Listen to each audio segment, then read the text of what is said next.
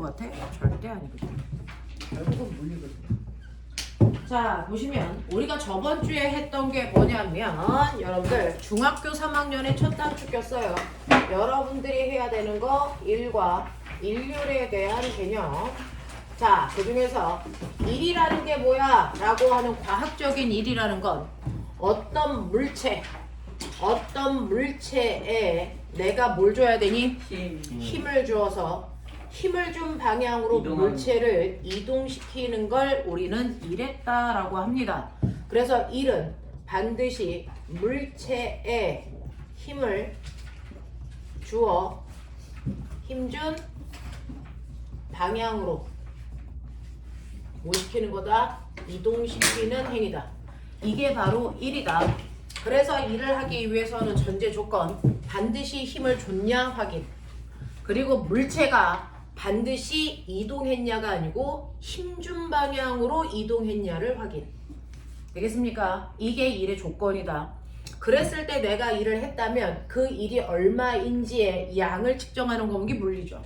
그러면 한 일을 계산하셔야 돼요. 한 일은 어떻게 계산합니까? 힘 곱하기 거리. 맞아요. 내가 준 힘에다가 그 힘으로 이동시킨 거리를 곱한다고요.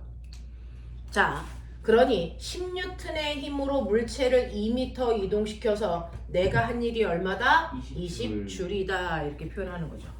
그렇죠? 자, 그러면 이런 식으로 내가 물체에다가 힘을 줘서 물체를 이동시키는데 똑같은 물체를 이동을 시키더라도요. 2kg짜리 물체를 10N의 힘을 줘서 2m 밀고 가는 이 일과 2kg짜리 똑같은 물체를 들어 올려 2m 이동시키는 이 일.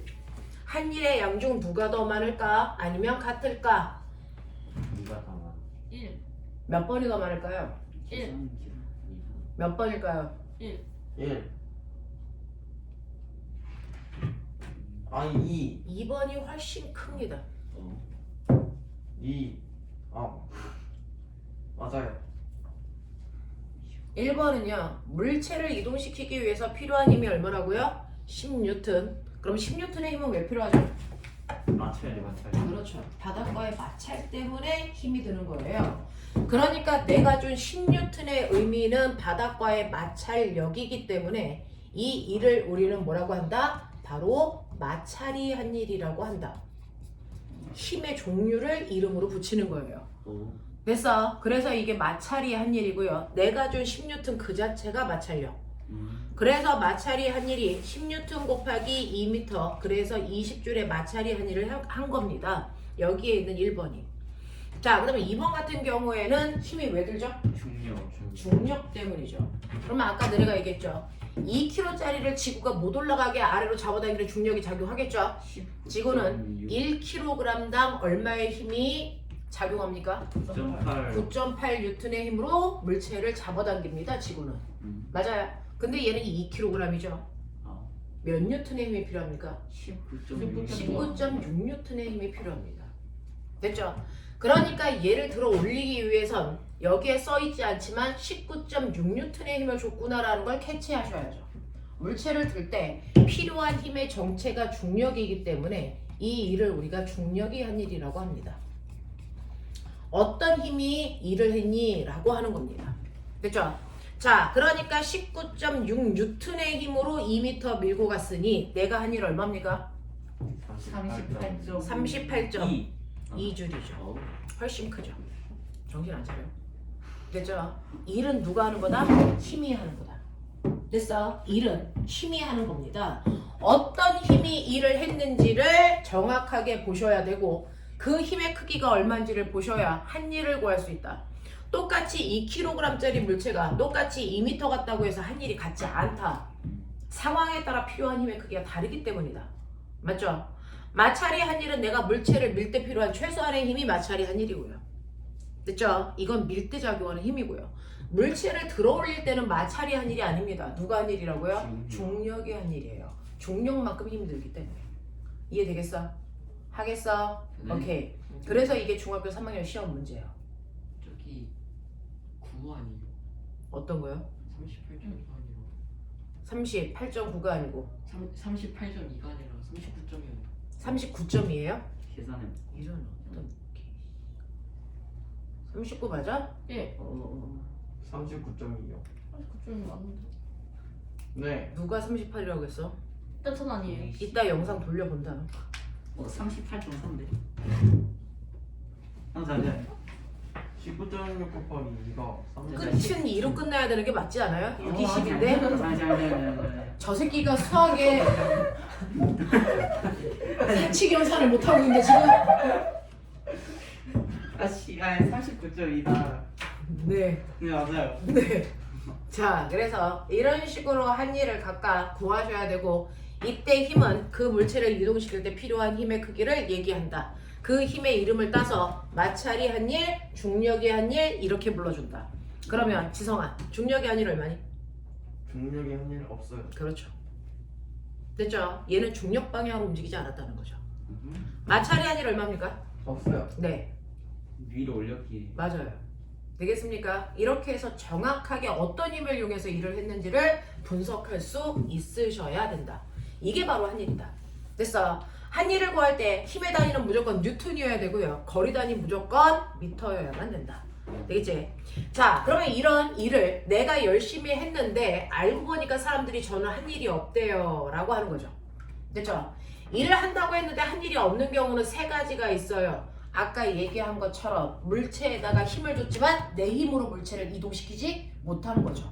그래서 물체가 이동한 거리가 없는 경우, 물체를 가만히 들고만 있는 경우, 그래서 이런 경우는 한 일이 존재하지 않아요. 그 다음에 두 번째, 물체를 이동시킬 때 그 힘을 사용하지 않았어. 그럼 한 일이 없겠죠. 됐죠? 얘 같은 경우에 물체를 밀 때 마찰이라는 힘을 썼지만 중력이라는 힘은 사용하지 않았거든요. 그래서 중력이 한 일은 없다고요. 되겠죠? 자, 그 다음에 세 번째, 문제는 내가 힘도 줬고요. 그래서 이동도 했지만 한 일이 없는 경우도 존재한다. 어떤 경우? 그 이제 위로 든 다음에 수평으로 이동했어요. 네, 물체를 든 상태로 이동을 시켰을 때 힘준 방향과 이동한 방향이 90도이면 한 일이 존재하지 않습니다. 됐죠? 자, 그 중에서요, 물체를 들고 수평으로 걸어간다. 두 번째, 물체를 들어 올리고 수평으로 걸어간다. 이 중에 한 일이 없는 경우는 찾으세요. 1번만 한 일이 없을까? 2번만 한 일이 없을까? 둘 다 한 일이 없을까? 1번. 들고 수평으로 걸어다니는 거랑 들어 올리고 수평으로 걸어다니는 거. 1번. 아닌가? 똑같은. 둘 다 영 아니에요? 1번만. 그래서 이- 중학교 이번이도- 3학년에서는 저 두 단어를 가지고 언니 오빠들이 고민을 하는 거죠. 1번. 2번이 더 많은 것 같아요. 2번이 더 할래. 한 일이 0인 거. 1번. 1번 아닌가? 둘의 언어적 차이가 뭘까요? 물리에서 사용하는 언어적 차이. 들어 올린 거랑 그냥 들고 있었던 거. 들고와 들어 올리고의 차이가 뭐냐고 묻는 거잖아요.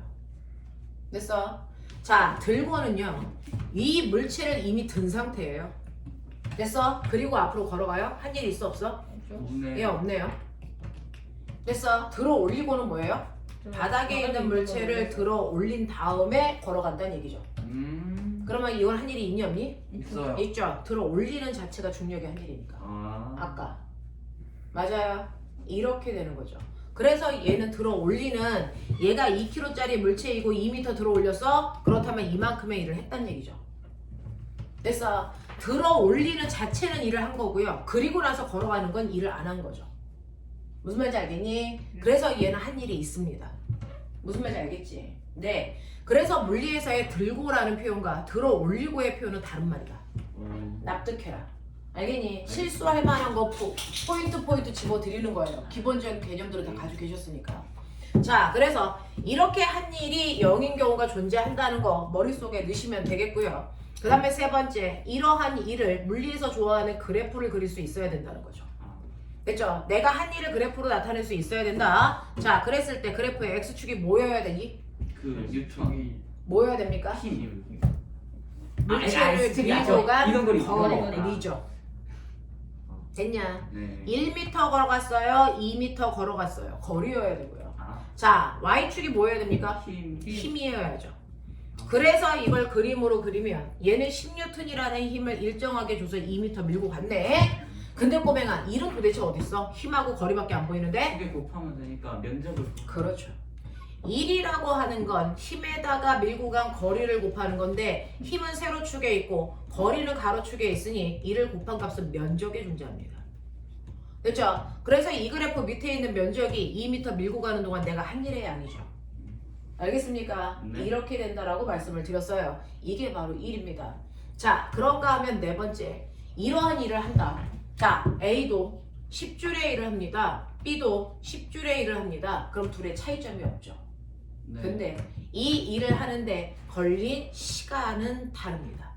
얘는 1초 만에 그 일을 했고 얘는 10초 동안 그 일을 했습니다. 그렇다면 차이점은 뭐예요? 그러면은 인류. 인류이 A는 네, 10 라고 하는 일한 뭐예요? 빠르기가 다르다는 거죠. 자, 일한 빠르기를 멋진 말로 뭐라 그런다? 일률. 일률이라고 한다. 됐어? 이 일률 어떻게 구한다?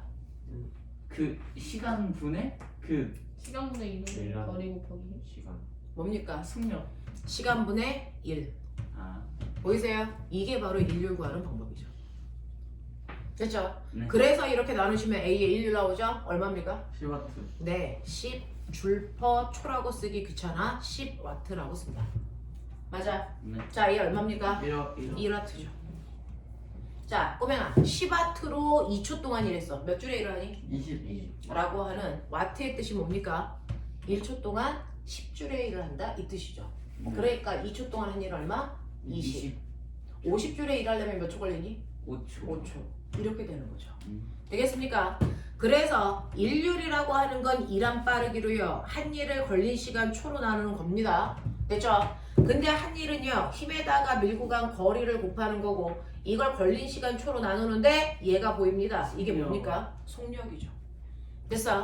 그래서 인류를 구하는 두 번째 식은 힘에다가 물체를 밀고 간 빠르기 속력을 곱해도 똑같은 인류 나온다. 알겠니? 자, 이 인류의 단위는요. 줄포초 써도 되고 와트 써도 되고 또 뭐 써도 됩니까? 홀스파워 써도 되죠. 아, 됐어? 마력도 인류 단위죠. 1마력이 얼마입니까? 735와트의 인류의 크기를 얘기합니다. 오. 알겠습니까? 네, 인류의 단위이긴 하지만 크기가 다르다. 알겠어? 자, 그러면 머리가 있다고 치자. 머리가 어떤 아이가 1초라는 시간 동안에 A와 B와 C가 10줄에 일했어, 20줄에 일했어, 30줄에 일했어. 인류 B 1대 2대 3. 1대 2대 3. 알겠습니까? 네. 네. 인류는요, 여러분들이 알고 있는 것처럼 한 일의 양과 정확하게 무슨 관계를 가지고 있다? 비례. 비례 관계를 가지고 있죠. 그래서 같은 시간 동안에 한 일의 양이 나오면 그 일의 양의 비가 일률비입니다. 됐죠? 자, 그러면 10줄의 일을 하는데요. A와 B가 C가 됐어? 10초 걸렸어요? 20초 걸렸어요? 30초 걸렸어요. 일률비 얼마입니까? 6대 3대 2. 네. 6대 3대 2죠. 됐어? 일률과 시간은 무슨 관계가 있습니까? 반비례. 반비례 관계가 있죠. 됐어? 자, 반비례 관계가 있기 때문에 얘네들을 역수해야 일률비가 나오는 거죠. 됐어? 그래서 1분의 1대 2분의 1대 3분의 1이란 뜻이기 때문에 얘네들의 배수 얼마 곱하면 되겠습니까? 6. 네, 6 곱해서 정리한 값이죠. 알겠습니까? 네. 이런 식으로 되어 있다라고 하는 거 머릿속에 정리해 두시면 이게 지금 풀었던 25개의 문제인데 이걸 틀렸어요. 공부 안 해요? 아니, 근데 이게 2주 동안 아니, 했잖아. 이게 문제 지문 이게 똑바로 안 해가지고. 지금부터 틀린 문제 확인하시고 질문할 거 체크할 건데요. 일단 맞은 개수는 확인해 보도록 하죠. 대판났어요. 죄송합니다. 25개를 기준으로 했습니다. 대판났어요. 오. 선생님이 자, 중수 몇 개? 5번에 답이 뭐였어요? 몰라요. 2번. 자, 맞은 개수 확인. 9개로 9개 맞았다고요? 빨리 빨리. 아이고. 희담, 다 맞았어요. 와. 대단하다. 준혁, 11개 맞았는데요? 지성, 16개. 아론. 나 점수 21개요. 자, 틀린 것들 점수 확인하시고 쫓아갔어. 이해됐으면 됐고요. 아니면 설명이 필요한 거 있으면 체크해 주시면 제가 설명을 할 겁니다. 자, 일단 1번부터 6번까지 중에서 제가 해야 될 게 뭘까요? 아 이거 이해됐어요. 질문할 게 있었는데 지금만 네. 이해됐어요. 그렇죠. 자, 그 다음에 넘겨볼게요. 8번부터 15번까지 중에서 제가 해야 될 게 뭘까요?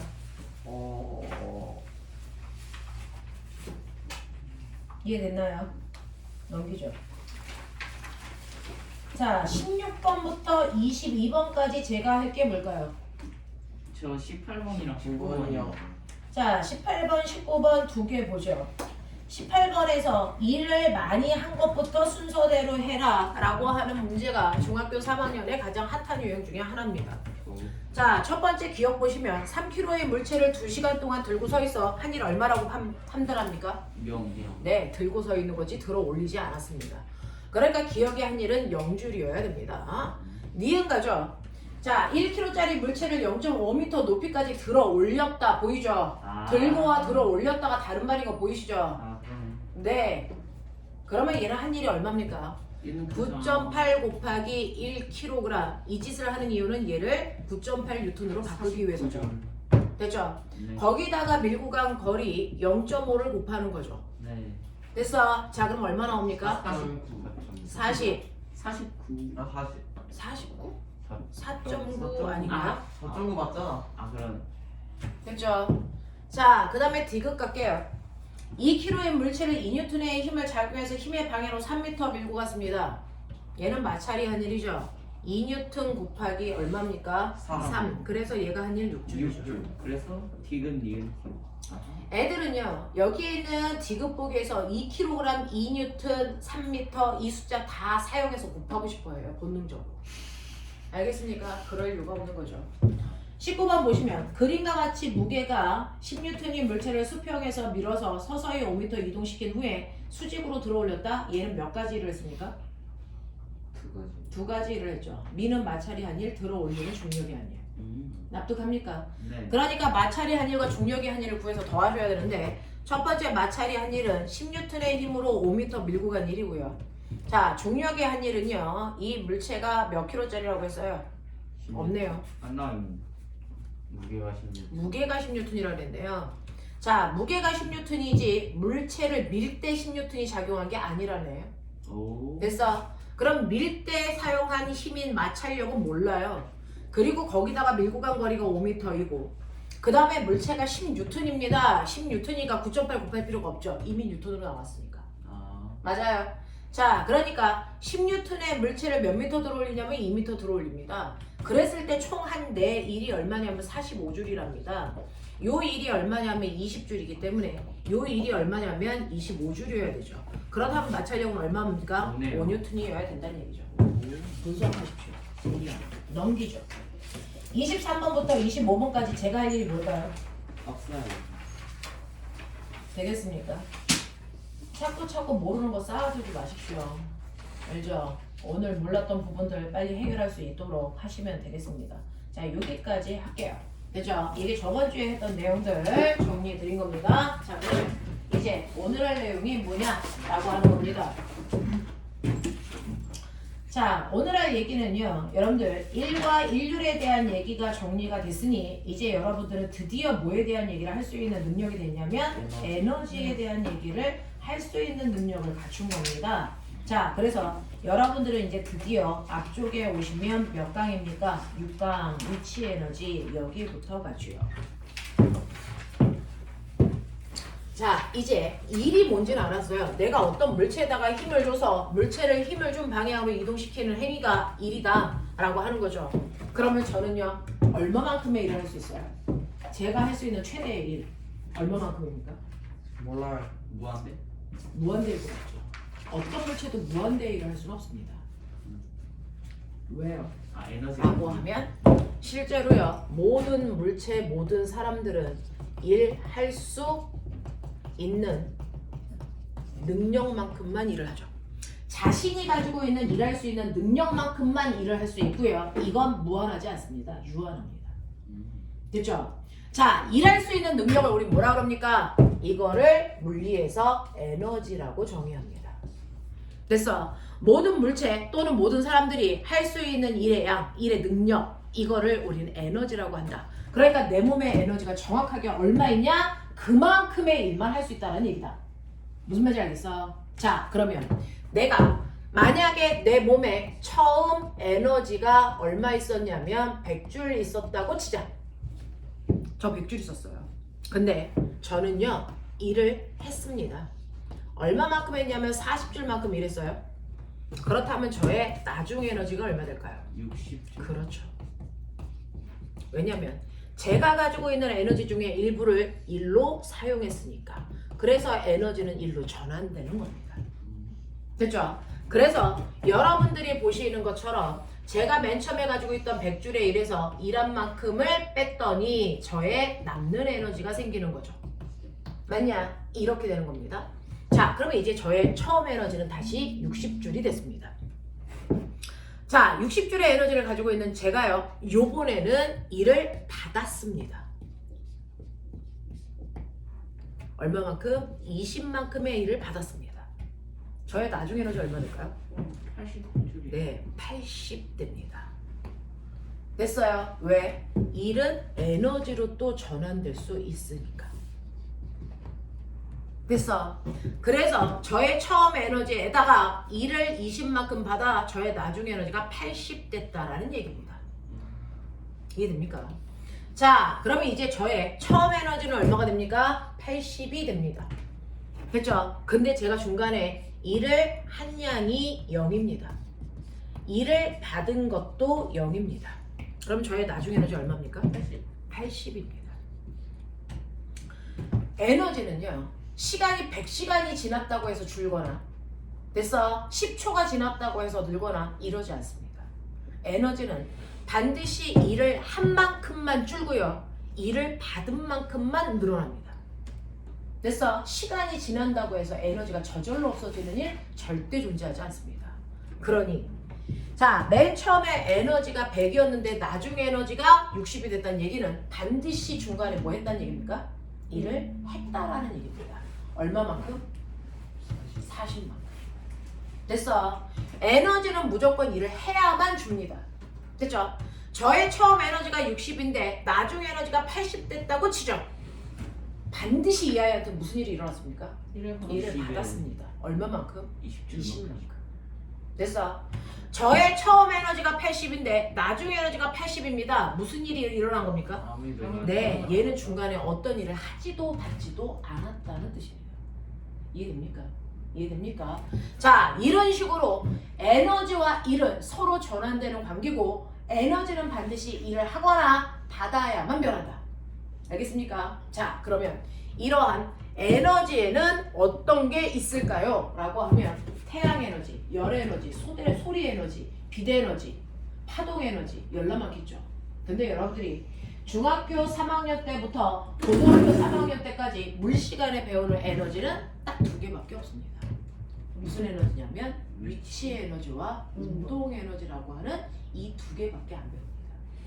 됐죠? 자, 그러면 그 중에서 첫 번째 일을 할 수 있는 능력 중 위치 에너지라는 건 어떨 때 생기는 에너지일까? 물체가 뭐 이동했을 때? 물체가요.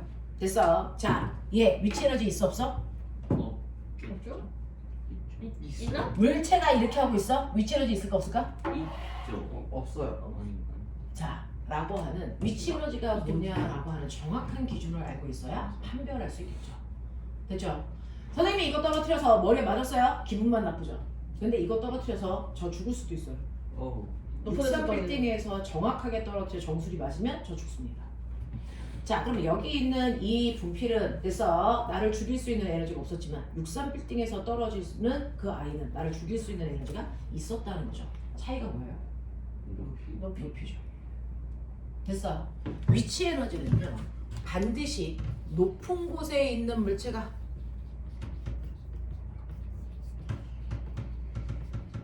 갖는 에너지예요. 높은 곳에 있는 물체가 갖는 에너지가 바로 위치 에너지입니다. 됐죠? 네. 자, 그러면 저는 위치 에너지 있을까요, 없을까요? 지금 선생님, 없어요. 있어요. 넌 왜 있다고 생각해? 땅에 묻히고 있어. 너는 왜 없다고 생각해? 왜냐면 이거 바닥에 그게 중요한 거죠. 어떤 물체의 높이를 잴 때 기준을 어디다 두느냐에 따라 높이가 다르게 측정됩니다. 됐죠? 그래서 전제 조건이 뭡니까? 라고 하면 높은 곳이라고 하는 건 여러분들 명제 조건이 되지 않습니다. 기준이 있어야죠. 됐죠? 그래서 기준면보다 높은 곳에 있는 물체가 갖는 에너지입니다. 그래서 정확하게 기준을 어디다가 두느냐에 따라 물체의 위치 에너지의 값이 달라져요. 비행기 위에 있는 짐은 위치 에너지 있을까? 없어요. 기준에 따라 다르다는 거죠. 땅바닥을 기준으로 하면 엄청난 위치 에너지가 있겠죠? 근데 물건이 실려져 있는 바닥을 기준으로 하면 위치 에너지가 없다라는 겁니다. 그러니까 위치 에너지를 구할 땐 가장 중요한 건 어디를 기준으로 봐야 되느냐를 체크해야 된다. 예를 들면 땅바닥에 이렇게 됐어 지면이 있고요. 거기에 2층, 3층, 옥상 이렇게 있다고 치죠. 이 옥상에 2kg짜리 물체가 있습니다. A. 한 층의 높이는 2m씩입니다. 여기가 지면이고요. 여기가 2층, 3층, 옥상 이렇게 표현할게요. 자, 첫 번째 지면을 기준으로 했을 때 이 물체의 위치 에너지가 얼마입니까? 포텐셜 에너지를 위치 에너지라고 하거든요. 됐죠? 두 번째 2층을 기준으로 할 때 위치 에너지가 얼마입니까? 3층을 기준으로 할 때 위치 에너지가 얼마입니까? 자, 옥상을 기준으로 할 때 위치 에너지가 얼마입니까? 이렇게 되는 거거든요. 1번부터 4번까지 답이 다 같다, 다 다르다? 다 다르다. 왜? 지면을 기준으로 하면 이 물체의 높이는 몇 미터입니까? 6m. 6m에 해당되는 위치 에너지를 갖겠죠. 이건 됐죠? 2층을 기준으로 하면 3m. 4m. 3층을 기준으로 하면 2m. 2m. 옥상을 기준으로 하면 5m. 0이니까 얘는 위치 에너지 자체가 존재하지 않겠죠. 됐죠? 이런 식으로요. 기준에 따라서 같은 곳에 있어도 물체의 위치 에너지는 달라진다. 됐어? 그래서 위치 에너지는 기준면보다 높은 곳에 있는 물체가 그 높이만큼 갖는 에너지다. 자, 그러면 이 위치 에너지 어떻게 구합니까? 라고 하면 위치 에너지가 생기는 이유를 생각해 보세요. 자, 지면에 공이 2kg짜리 물체가 놓여 있습니다. 자, 책상이 1m 높이의 책상이 있습니다. 저는 이 물체를 A라는 물체를 들어서 책상 위에 올릴 겁니다. 자, 올리기 전 지면을 기준으로 할 겁니다. A라는 물체는 위치 에너지 있었니 없었니? 없었어요. 위치 에너지 자체가 없었단 말이죠. 왜? 지면을 기준으로 했기 때문에 지면에 붙어 있어 위치 에너지는 존재하지 않습니다. 자, 그러면 자, 제가 이 물체를 들어 올리죠. 누가 하니? 내가 중력이 아니에요. 중력이 아니에요. 됐어. 네, 누가 한 일? 그럼 내가 한 일이 아니죠. 어떤 힘을 이용했냐라는 겁니다. 중력이 아니에요. 자, 그럼 중력이 아니고 구할까요? 불러. 19.8. 9.8 곱하기 2kg 이렇게 해야 뉴턴 되죠. 19.9. 됐어. 거기다가 곱하기 들어올린 높이 1m. 맞습니까? 네. 힘에다가 이동시킨 거리를 곱해야 한 일이다. 애니에. 네. 자, 그래서 얘가 한 일 얼마입니까? 19.6줄의 일을 내가 해서 이물체를 여기다가 올렸죠. 자, 그러면 사람이 얘한테 중력이 한 일 19.6줄만큼의 일을 해줬어. 그러면 A라는 물체는 일을 한 거니 받은 거니? 받았죠. 일을 받은 만큼 뭐가 생긴다? 에너지가 생깁니다. 그러면 이 이물체는 위치 에너지가 생겼겠죠? 19.6줄만큼의 일을 받았으니까. 그러면 이물체의 위치 에너지 얼마가 됩니까? 19.6줄이 되겠죠. 납득하겠죠. 그렇다면은 이 19.6이라고 하는 위치 에너지 어떻게 구했니? 네가 이렇게 구했죠. 이게 바로 위치 에너지 구하는 식이죠. 됐어요. 뭡니까? 9.8 곱하기 질량 곱하기 뭡니까? 들어올린 높이.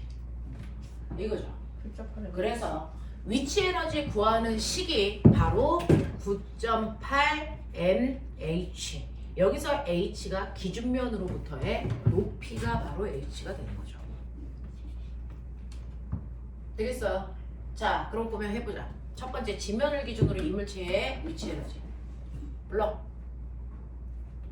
얼마? 0 얼마? 그냥 9.8 곱하기 2kg 이 새끼야. 어. 지면을 기준으로 했잖아.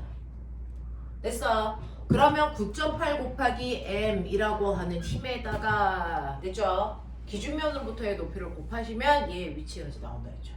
암산되죠? 네. 얼마 나오니? 97.2. 얼마? 97.2. 아니네? 아니구나. 됐었다. 6으로 맞네. 9.8 곱하기 11. 저 6으로 맞네요. 98 더하기 145점. 98 19.6. 더하기 19.6은 19.2. 108.6. 아 118.6. 네. 맞아요. 자, 아니면 저 새끼한테 뭐라 그러세요? 자, 2층을 기준으로 했을 때 위치 에너지 구할 거예요. 위치 에너지 구하나씩 불러. 9.8 곱하기 2 곱하기 4. 얼마 나오니? 78.4. 4. 76.8? 아 잠시만. 78점. 왜다 계산이 이상해지냐 점점. 98 빼기 과학학원을 다니지 말고 구몬 2단계를 해. 그게 더 시급하다. 78.4. 자, 세 번째. 3층을 기준으로 할 때 위치 에너지 구할 거야. 불러. 9.8 곱하기 9.8 곱하기 2 곱하기 2. 왜인지 알죠? 예. 네. 네, 얼마 나오니? 39.2. 와. 됐어. 자, 저희 곱성을 저희 기준으로 할 거야. 불러. 0 곱하기 0 곱하기 0. 이게 왜 여기야? 9.8 9.8 곱하기 2 2 곱하기 0이니까 0은 맞긴 0은 무슨 수를 곱해도 0이잖아. 0 곱하기 이거 맞긴 한데. 아시겠습니까? 네. 이렇게 되는 거죠. 그래서 위치 에너지라는 건 그물체를 그 높이까지 들어 올릴 때 중력이 한 일만큼 위치 에너지가 생기기 때문에 중력이 한 일을 구하는 식이 위치 에너지 구하는 식이다. 나중에 고등학교에 가면 9.8이라고 하는 게 중력 가속도라고 불러요. 그걸 우리는 G라는 기호로 씁니다. 그래서 위치 에너지 구하는 식을 실제로 고등학교 때는 MGH라고 하지 9.8 MH라고 외우진 않습니다. 됐죠? 여러분들이 중학교 때는 G라고 하는 중력 가속도를 9.8로 쓰니까 9.8 MH라고 외우시면 되고 고등학교에 올라가면 MGH 그리고 중력 가속도를 9.8로 하니까 계산이 더럽잖아요? 누구나 틀릴 수 있잖아요? 그래서 고등학교 가면 중력 가속도를 그냥 10으로 줍니다. 오. 됐죠? 네. 네. 자, 이렇게 된다. 라고 하는 거. 이게 바로 위치 에너지다. 자, 그러면 실제로요. 이렇게 벽면에 나사로 살짝 조여놓은 나무 토막이 있어요. 그리고 그 위에 추가 있어요. 그래서 이 추를 떨어뜨릴 건데요. 이 추는 이 높이에서요. 뭘 가지고 있을까요? 위치 에너지가 있겠죠. 그 위치 에너지를 가지고 있는 추를 떨어뜨리면 그 위치 에너지를 가지고 내려오면서 나무 토막이랑 부딪혀 나무 토막을 미는 일을 하면서 자기의 에너지를 다 씁니다. 맞아요. 네. 그러니까 이 추가 가지고 있는 위치 에너지가 100이다? 그렇다면 나무 토막이랑 부딪히면서 나무 토막을 밀어주는 일하는데 100을 다 써요. 됐어? 이런 시스템으로 만들어진 거야.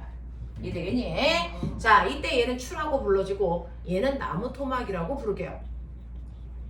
자, 첫 번째 경우가 있어요. 자, 추의 질량이 얼마냐면 질량이 2kg짜리고요. 얘는 기준면으로부터 떠있는 높이가 얼마냐면 5m였습니다. 이거를 떨어뜨려서 나무 토막을 쿵 하고 밀고 간 거리가 얼마냐면 거리가 10cm 밀렸다고 치자. 납득합니까? 네. 자, 두 번째 비교하시라고요. 사고력이에요. 자, 4kg짜리 물체를 똑같이 5m 높이에서 떨어뜨립니다. 밀려간 거리가 얼마일까요? 20. 얼마일까요? 20.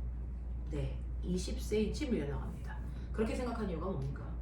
저 질량이 2배가 되잖아요. 그러면 그럼 위치 에너지도 2배가 되지 않을까요? 위치 에너지가 2배가 되네요. 위치 에너지가 2배가 되면은 거기서 하는 중력 가속도를 알지.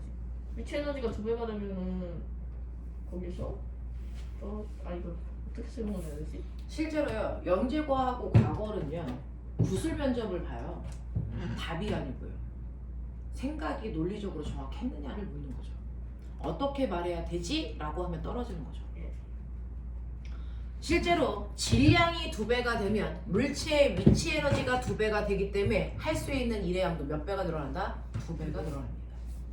됐어? 그래서 밀려나간 거리가 몇 배가 된다? 2배가 된다. 이겁니다. 그러면 결론. 물체의 질량이 늘어난 만큼 물체의 위치 에너지가 뭐한다? 늘어난다. 정확하게 비례관계가 있다. 2배 늘어났으니까 위치 에너지 2배 늘어난다. 그래서 할 수 있는 일의 양도 정확하게 2배 늘어난다. 알겠습니까? 이 얘기를 하겠다는 얘기죠. 자, 세 번째요. 2kg짜리 물체를 됐어? 20m 높이에서 떨어뜨릴 거예요. 얼마 밀려나갈까요? 40? 40. 자, 질량의 변화가 없는데 높이가 몇 배 높아졌니? 네. 4배 높아졌죠. 그러면 위치 에너지 몇 배 커질까요? 네네. 네. 높이가 4배 커지면 위치 에너지 정확하게 4배 커집니다. 이 또한 비례관계가 있다는 얘기죠.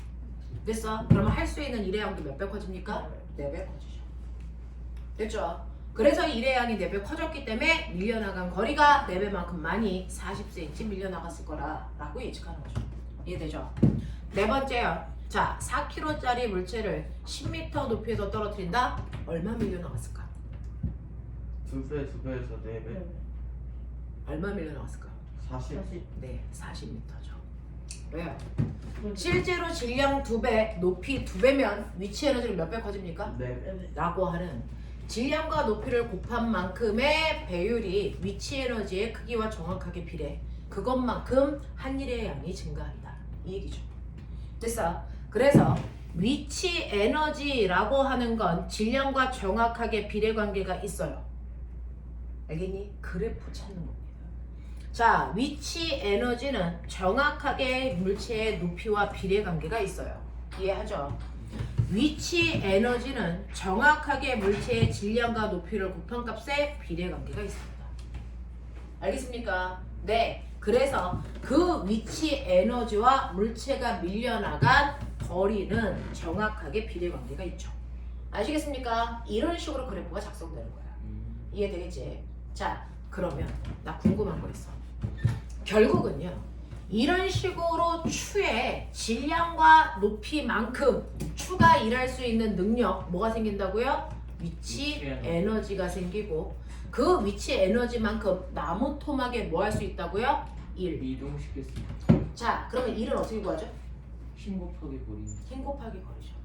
밀려나간 거리는 이거라는 거죠. 10cm. 그러면 이때 작용한 힘은 뭘까요? 나무 토막 작용한 힘? 마찰력일까 중력일까? 중력 마찰력이요. 열쇠가 꽉 묶여있죠. 이 마찰력만큼 힘을 줘야 밀려나가는 겁니다. 나무 토막은. 알겠어? 그래서 벽면과 나무 토막 사이에 마찰력에다가 밀려나간 거리를 곱한 만큼이 나무 토막의 한 일의 크기다. 근데 밀려나간 거리는 구했다. 그럼 뭐만 구하면 된다? 마찰력을 구할 수 있다. 알겠어? 어차피 그 순간에 추가 가지고 있는 위치 에너지가 한 일의 양이랑 무조건 같을 거니까. 이해돼요? 자, 그럼 볼게요. 첫 번째 경우에 위치 에너지 9.8 곱하기 2kg 곱하기 5m. 됐어? 98. 이게 마찰이 한 일. 마찰력은 모르니까 x. 밀려나간 거리 얼마? 10cm를 뭐라고 집어넣을까요? 0.1m로 계산하셔야죠. 그럼 됐죠? 그럼 마찰력 얼마 나옵니까? 마찰력 980N이죠.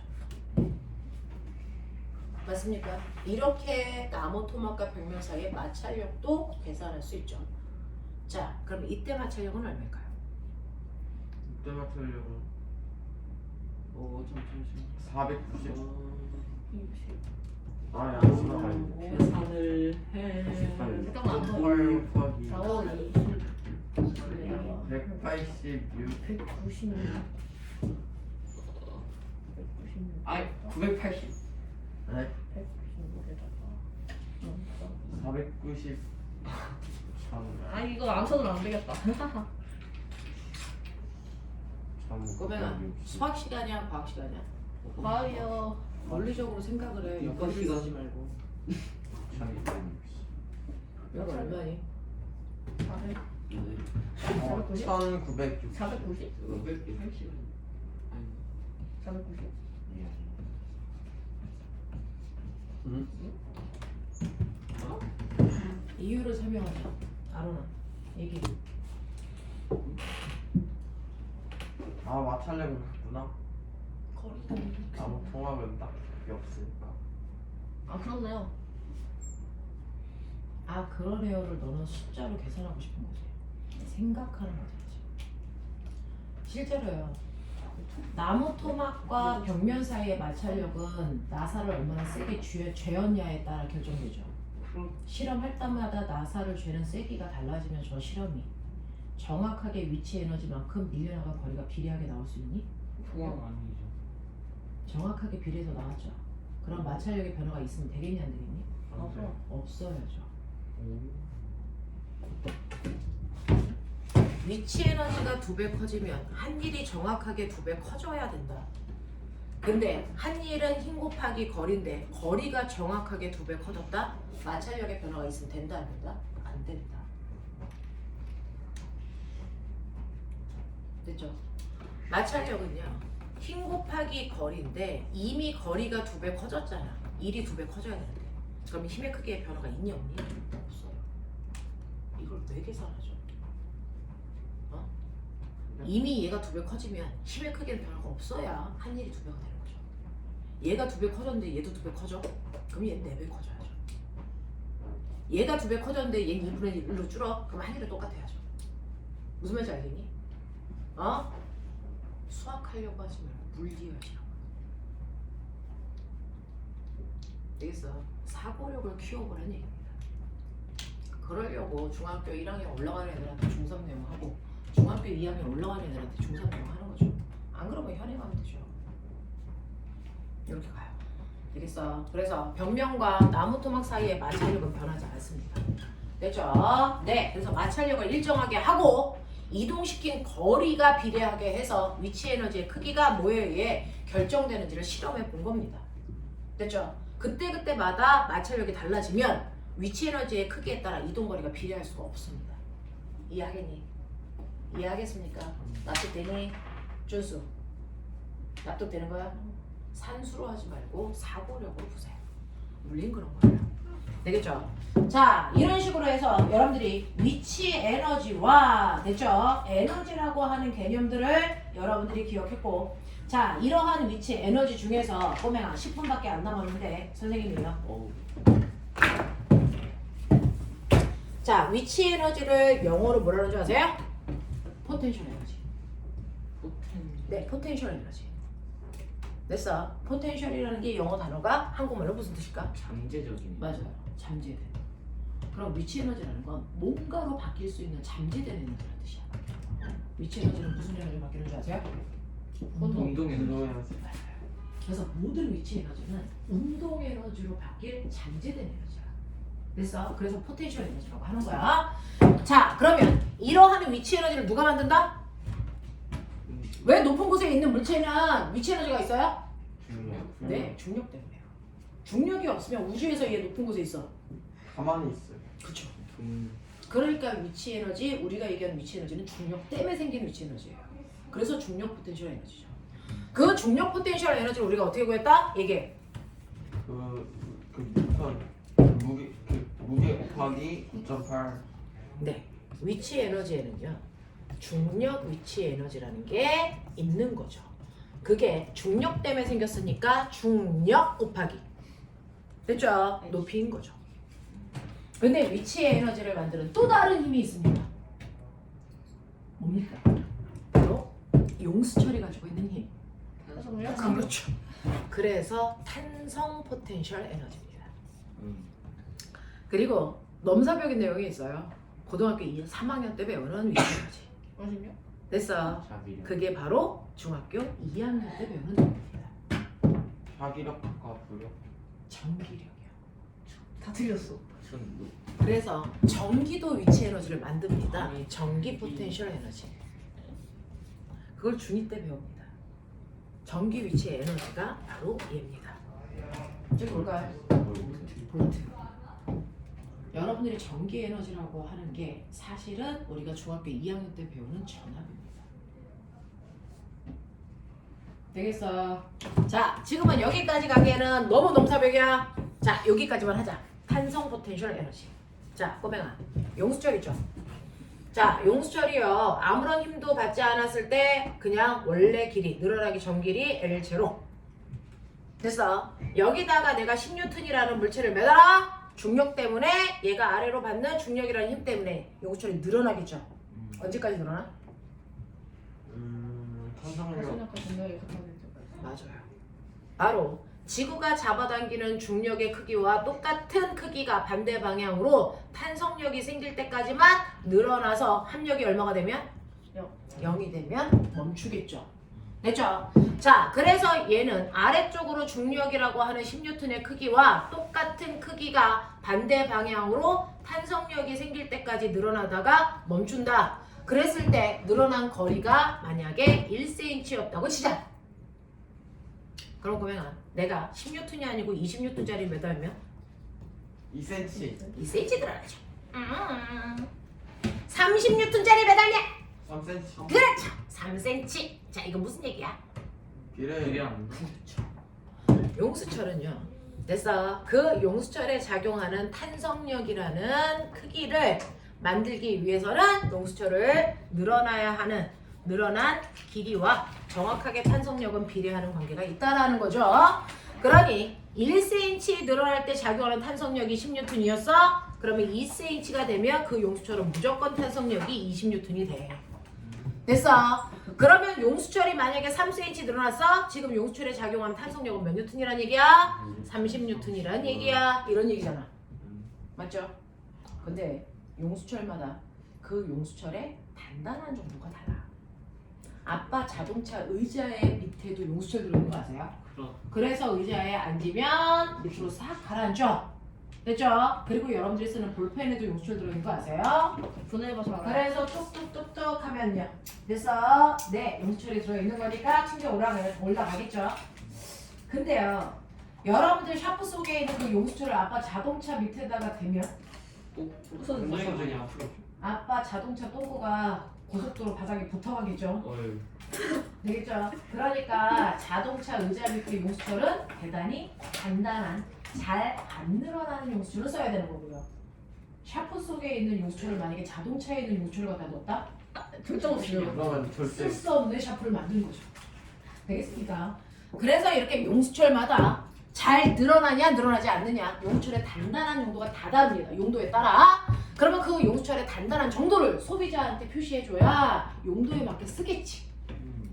용수철의 단단한 정도를 우리는 K라고 쓰고 뭐라고 하냐면 이걸 용수철 상수 또는 탄성계수라고 읽어라. 자, 그렇다면 지금 우리가 현재 쓰고 있는 이 용수철 A라는 용수철의 탄성계수를 구해볼게요. A라는 용수철의 탄성계수는 보세요. 지금 10N이라는 힘을 줬더니 1cm 늘어나는 용수철이었어. 그러면 이 용수철을 정확하게 100cm, 다시 말할게 1m 늘어나게 하기 위해서는 몇 N의 힘이 필요하다는 얘기니? 1000N의 힘이 필요하죠. 납득합니까? 그렇다면 이 용수철의 탄성계수는 얼마입니까? 1m 늘어나기 위해서 필요한 힘의 크기입니다. 됐어. 1m 늘어나기 위해서 필요한 힘의 크기가 바로 됐어. 네, 용수철의 탄성계수입니다. 알겠어? 그래서 이 A라는 용수철의 탄성계수는 여보세요? 아니? 제가 작년에 기가 막히게 걸려가지고 화장실 올라가고 있거든요. 한 번만 영상 써드렸어요. 알았어. 빨리 약 먹어. 일단 생물은 일단 상태하고 병원 갔다가 다시 전화를 드릴게요. 약 먹어. 네, 병원 가라. 네, 감사합니다. 작년 그 고통. 야, 똥이 멈추질 않는데잖아. 자, 그래서 1m당 잡아당기기 위해서 1000N의 힘이 필요하다. 이해했어? 오케이. 자, 근데 센 용수철 있어. 그 새끼는요. 됐죠? 네. 얼마? 100N짜리 물체를 매달았더니 1cm 늘어나. 단단한 게 엄청. 엄청 단단한 거죠. 됐죠? 자, 그러면 두 번째 B라는 용수철의 탄성계수는 얼마일까요? 만? 라고 하면 100N짜리 물체를 매달았더니 됐죠? 얼마 늘어난다고요? 1cm 늘어난다고요. 그러면 얘를 100cm 다시 말해 1m 늘어나기 위해서 필요한 힘이 얼마입니까? 1000N이겠죠. 그래서 얘의 탄성계수는 1000N/m라고 하셔야 돼요. 알겠어? 이게 바로 탄성계수야. 그러면 이 탄성계수를 알면 우리가 뭘 할 수 있는 줄 아세요? 어떤 용수철의 탄성계수를 알려주고 어떤 물체를 쟀어. 그랬더니 얘가 갑자기 됐어 1cm 늘어났어. 몇 뉴턴짜리 물체를 매단 거야? 이걸 알 수 있다고요. 됐죠? 어떻게 하면 되냐면 용수철의 탄성계수에다가 용수철이 늘어난 길을 곱하시면 그 용수철에 작용하는 탄성력이 거꾸로 나와요. F는 KX. 됐어? 예를 들어서요. 자, 용수철 B의 탄성계수가 얼마였다고요? 만 뉴턴 퍼 미터. 근데 이름모를 어떤 애를 달았더니 1cm 늘어났어. 얼마 곱해? 0.01 미터 곱해. 왜? 여기가 미터 단위니까 미터를 곱해야죠. 그럼 꼬맹아 숫자도 계산하지만 단위도 계산하죠. 이거 단위 이렇게 날리세요. 뭐만 남아요? 뉴턴만 남죠. 그래서 힘이 되는 거죠. 됐어. 그래서 계산하니까 얼마 나옵니까? 100N. 아, 내가 100N짜리를 매달았구나. 알겠습니까? 그래서 탄성력이라고 하는 이 값은 사실은 용수철 상수에다가 변형된 길이를 곱한 값이다. 됐죠? 네. 그래서 앞으로 탄성력도 여러분들 계산할 수 있어요. 고등학교 때부터. 중학교 때는 불가능하지만. 그 늘어난 길이 x다? 그럼 머리 있는 척해. 이 그래프의 기울기가 뭐니? 기울기가 뭐니?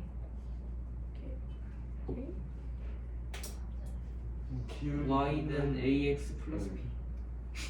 내가 12요. 얘들한테 그래프에서의 기울기 기울기를 12요. 어떻게 보라 그랬어? 기울기의 의미가 뭐니라고 했죠? 12. 기울기가 뭘 의미합니까? 그 그래프가 기울어진 그 뭐라 해야 되지?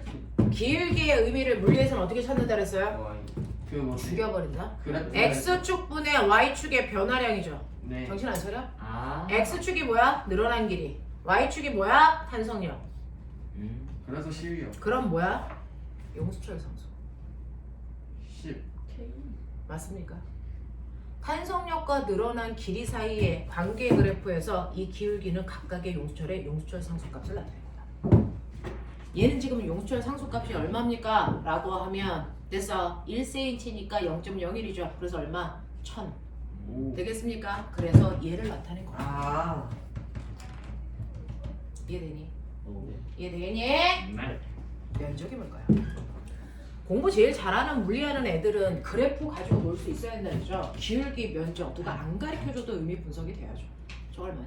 미터예요. 저게 뭘까? 늘어나는 길이 곱하기 기울기. 탄성력이니까. 늘어나는 저 면적의 의미가 뭘까요? 1. 면적이. 네. 이게 바로 힘 곱하기 거리죠. 맞죠? 탄성력이라는 힘으로 물체를 이용시키는 거 아닙니까? 됐죠? 그러니까 얘가 바로 힘 곱하기 늘어난 거리를 얘기한 거니까 바로 한 일이죠. 누가요? 용수철을 잡아당기는 동안 사람이 한 일 또는 중력이 한 일. 그럼 용수철은 그 일을 온전히 뭐했다? 받았다. 일을 받으면 뭐가 된다 했죠? 에너지. 에너지가 생기죠. 이게 바로 용수철이 갖게 되는 무슨 에너지입니까? 탄성 탄성 에너지. 포텐셜 에너지입니다. 이게 탄성 위치 에너지야. 다 이어지네. 탄성 위치 에너지 구하는 방법. 이 면적 구하는 식. 이제 만들어 네가 공식. 불러. 탄성력 2분의 2분의 1. 2분의 1 곱하기 그 거리 곱하기 거리 곱하기 그 거리 곱하기 탄성력.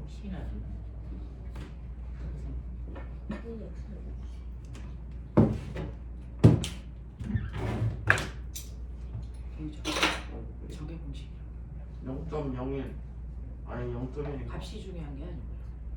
그래서 탄성 위치 에너지 구하는 식이 2분의 1 kx 제곱인데 그 2분의 1 kx 제곱이라고 하는 저 공식이 만들어진 게 바로 이 그래프의 면적이기 때문이다.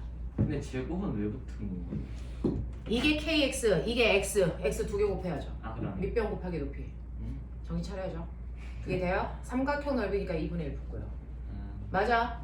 그래서 중력 포텐셜 에너지 구하는 식은 MGH고요.